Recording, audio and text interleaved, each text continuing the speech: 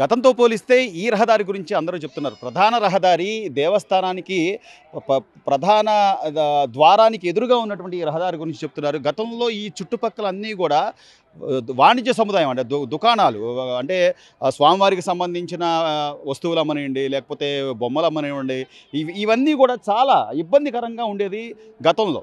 గత 5 ఏళ్లలో కనీసం ప్రభుత్వం ఇక్కడికి వచ్చేటువంటి భక్తులకి ఏం అవసరం, ఏమి కనీస వస్తువులు కావాలి, ఇలాగేమన్నా వాళ్ళు ఆలోచించుంటే ఈరోజు ఇంత విశాలమైన రోడ్డు ఈ ప్రభుత్వం వచ్చిన తర్వాత వాళ్ళకి ఎక్కడా కూడా ఇబ్బందులు రానివ్వకుండా వాళ్ళు ప్రతిదీ చెప్తుంది అదే. ప్రతి ఒక్క భక్తులు చెప్తుంది ఇదే. మేము ఇంతకు ముందు వచ్చేటప్పుడు చాలా ఇబ్బంది పడేవాళ్ళం, తోపులాటలాగా ఉండేది. ఇక్కడ అంతా వాణిజ్య సముదాయానికి సంబంధించి కొనుక్కునే వాళ్ళు, లేకపోతే ఆ భక్తులు వచ్చేవాళ్ళు పోయేవాళ్ళు, వాళ్ళందరితో చాలా ఇబ్బందికర పరిస్థితి ఉండేది. కానీ ఇప్పుడు మాత్రం దీన్ని ఇంత విశాలంగా మార్చడం వల్ల మాకు చాలా సంతోషంగా ఉంది. అలాగే దానికి తోడు ఈ చుట్టుపక్కల ఎవరైనా విశ్రాంతి తీసుకోవాలి, రూములు దొరకలేదు అనుకుంటే వాళ్ళు విశ్రాంతి తీసుకోవడానికి కూడా చక్కగా ఏర్పాట్లు చేయడం జరిగింది. సో ఈసారి ఈ కూటమి ప్రభుత్వం వచ్చిన తర్వాత శ్రీశైల మహాక్షేత్రానికి సంబంధించి బ్రహ్మోత్సవాల విషయంలో కానీ, లేకపోతే శివరాత్రికి సంబంధించి కానీ చాలా ముఖ్యమైన ఏర్పాట్లు చేయడం జరిగింది. భక్తులకు మాత్రం ఎలాంటి ఇబ్బందులు కలిగించకుండా ఈసారి ప్రభుత్వం తీసుకున్న చర్యల పట్ల వస్తున్నటువంటి లేదా వచ్చినటువంటి భక్తులందరూ కూడా చాలా సంతోషం వ్యక్తం చేస్తున్నారు. సార్, ఇంతకు ముందు ఎలా ఉండేది? ఇంతకు ముందు చాలా ఇబ్బందులుగా ఉండేది. నీళ్లు కూడా సరిగా ఉండడం లేదు, అందుబాటులో లేదు. గత 2 years బ్యాక్ వచ్చినాము, చాలా మంచి చేశారు కూటమి ప్రభుత్వం వచ్చినాక. ఈ ప్లేస్ కూడా మంచిగా చూడడానికి కూడా అందంగా ఉంది. దేవస్థానం అంటే ఇప్పుడు ఒక శ్రీశైల క్షేత్రం అనేది ఇప్పుడు చాలా అందంగా అట్లా కనబడుతుంది. పేరు ప్రఖ్యాతలుగా అంటే సార్, ఏదైనా ఒక నాయకత్వం కానీ నాయకుడు అనేవాడు ఆ భక్తులు లేకపోతే ప్రజల యొక్క మనోభావాలని వాటిని గౌరవిస్తే ఆ తీరు వేరుగా ఉంటుంది. అంతేగాని ఏదో విగ్రహాలు పగిలిపోయితే ఆ కొత్త విగ్రహాలు చేద్దాం, లేకపోతే రథం తగలబడిపోయిందంటే ఇంకో రథం కొందాం అనే తరహాలో గతంలో మీరు చూసి ఉండొచ్చు. ఆంధ్రాలో జరిగిన అరాచకం గతంలో విగ్రహ ధ్వంసాలు కానివ్వండి, లేకపోతే రథాలు తగలబెట్టడం కానివ్వండి, అప్పుడు వాటితో పోల్చుకుంటే ఇప్పుడు ఎలా ఉంది సార్? ఇప్పుడున్న పరిస్థితులు చాలా బ్రహ్మాండంగా ఉందండి. ఎందుకంటే చూసే భక్తులకు కూడా రావాలని అనిపిస్తున్నది, ప్రదేశం కూడా చాలా మళ్ళీ రావాలనిపిస్తున్నది. ఎందుకంటే ఏర్పాట్లు కూడా మంచి ఉన్నాయి, అన్ని సౌకర్యాలు కూడా అందుబాటులో ఉన్నాయి. టిఫిన్స్ కూడా లోపల సిట్టింగ్లో కూడా కొన్ని ఏర్పాట్లు ఇస్తున్నారు, స్నాక్స్ అవి ఇచ్చిస్తున్నారు, అవి కూడా బాగా చేశారండి. సో అన్నప్రసాదాలు కానివ్వండి, లేకపోతే ప్రజలందరూ కూడా ఒకే ఇక్కడ భేదం లేకుండా వివిఐపీ అట్లా భేదం లేకుండా అందరినీ ఒకతాటి మీద అలాంటిది ఏం లేదండి. అలాంటిది అందరు సమానంగా చూస్తున్నారు, అందరు ఈక్వల్గానే పోయి దర్శనం చేసుకుంటున్నామండి. ప్రసాదం ఎలా ఉంది సార్? ప్రసాదం కూడా బాగుంది, స్పెషల్ బాగుంది. వాటర్ ఫెసిలిటీస్ బాగుంది, వాటర్ కూడా బాగుంది. సో దర్శనం అయితే తొందరగా చాలా సూపర్గా అయిందండి. ఈ కూటమి ప్రభుత్వం చాలా మంచిగా అయింది. శ్రీశైల భ్రమరాంబక మల్లికార్జున స్వామి వార్ల బ్రహ్మోత్సవాలు పూర్తయిపోయినాయి. మహాశివరాత్రి కూడా పర్వదినంగా జరిగింది.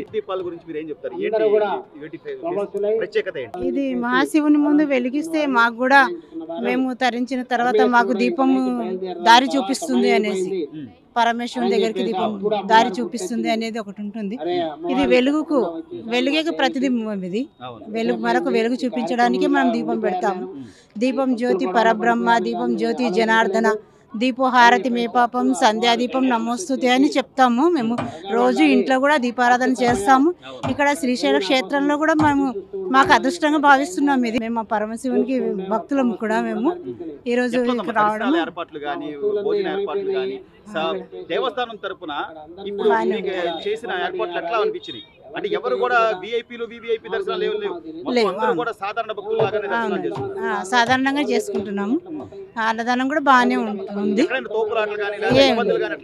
ఏం లేదు, బాగానే బాగుంది. ఈసారి బాగుంది, ఇంకా బాగుంది, చాలా బాగుంది.